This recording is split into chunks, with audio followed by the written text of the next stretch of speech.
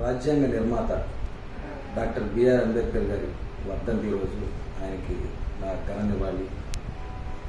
అలాగే ఆయన ఎన్నో అవమానాలు ఎదుర్కొని చాలా రకాలుగా ఇబ్బందులు పడి మన రాజ్యాంగాన్ని అయితే రాసి ఇచ్చేశారు. అది చాలా కష్టపడితే వచ్చింది. నేను ఒక మాట చెప్పాలనుకుంటున్నాను. అదేంటంటే, ఎంత కష్టపడినా సక్సెస్ ఇంకా రావట్లేదు అంటే నువ్వు కష్టపడే దాంట్లో నీ చివరి నిమిషంలో నువ్వు వదిలేసి నువ్వు వెళ్ళిపోతావు. అందుకే నీకు సక్సెస్ అంటే ఏంటో చూడలేకపోతున్నావు. నేను కూడా అలా ఎన్నోసార్లు చివరి నిమిషంలో వదిలేసి వెళ్ళిపోయాను. మళ్ళీ వచ్చా తిరిగి. నేను ఖచ్చితంగా గెలుస్తా, మీరు కూడా గెలుస్తారు. ఆ చివరి నిమిషం కోసం ఎదురు చూస్తూ ఉన్నది. మధ్యలో చివరికి వదిలేదు. Good bye.